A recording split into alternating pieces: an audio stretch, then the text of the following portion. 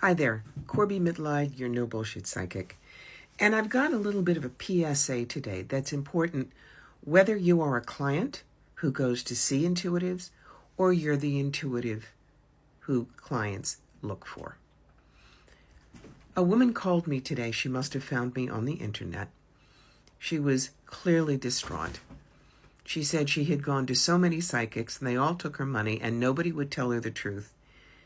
Would I tell her the truth? Could I do it right then? I was in the parking lot of a grocery store.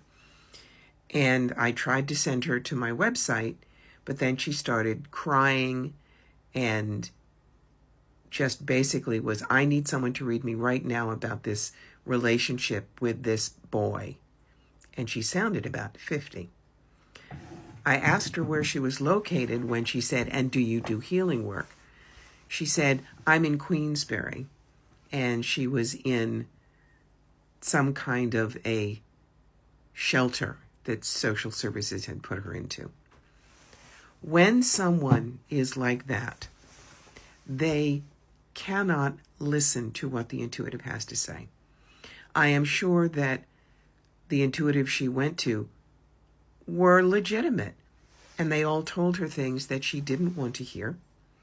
And the few that perhaps weren't legitimate took her for money she really didn't have. This is when the most compassionate thing you can do is say no. I recommended that she talk to a crisis line. She said they don't work. I said perhaps a church. Oh, they all lie. And so clearly, this woman was not in any shape to listen to what anybody had to say. So I simply told her that I would pray for her, and I hung up, and I blocked her line. Now, in the old days, when I first started, I would have stayed on. I would have pulled out my spare deck in the car and tried to read for her. I would have turned myself into a pretzel, and I am quite sure that nothing I said would matter. We intuitives truly want to help people. We want to help them find their own answers if they can and make their life better.